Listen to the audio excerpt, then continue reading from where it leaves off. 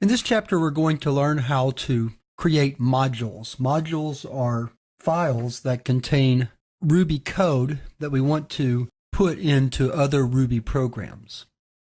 If you're a C++ programmer, it's similar to libraries and pound include or import for Java. So we're going to start out in this first lesson just seeing how to take code from one file and use it in another Ruby program. So let's get started.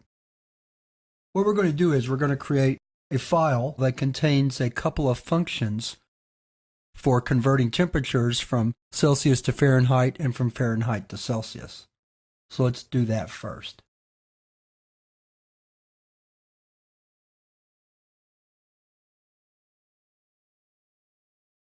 That's our Celsius to Fahrenheit method. Now let's create our Fahrenheit to Celsius method.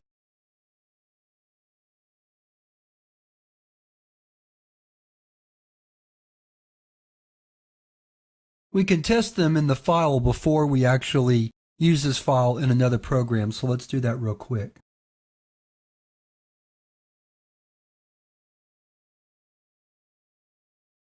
So we should see 212 and 0 as the output for these two statements.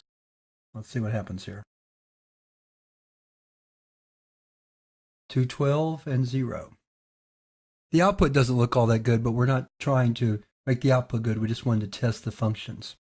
Let's go back to the program and we'll take those out. Save the file again. Now let's create a new file. We'll call it temps. And we're going to use this file to actually convert some temperatures. So to do that, we have to use what's called a require statement, followed by the name of the file we want to include into our program or require into our program. Notice that we have to reference the file with a dot backslash, indicating that it's down its own level a directory.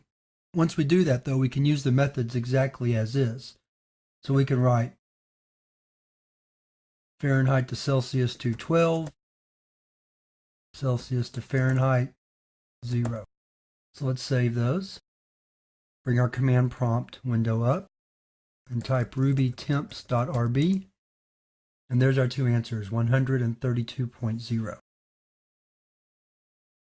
So to summarize, we created a Ruby file that contained two method definitions or function definitions. You'll notice I use those words interchangeably. C to F for Celsius to Fahrenheit and F to C for Fahrenheit to Celsius. And both of these functions or methods simply convert a temperature from one scale to another. Then we wrote a small program to use them. And the way we did that was we typed require followed by this path dot backslash temp convert. And then once we do that, then those method or function definitions are now part of our program and we can use them as if we defined them right there in the actual file itself. So we call F to C with 212 and we call C to F with 0. And our output was 132, which is exactly right.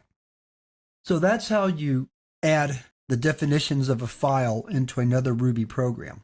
And that's a very good start on our way to modularization. The problem is that when we want to include more than one file or require more than one file, it's possible that the files that we're trying to import into our program can have method or function names or even constant names that are the same. And when we do that, then we have a naming conflict, which can lead to problems with our programs.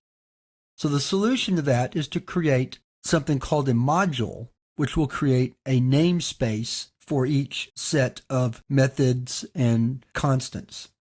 By creating its own namespace, then we can make sure that we don't have naming conflicts by prefacing our method or constant name with the name of the namespace or the module, since it'll have the same name.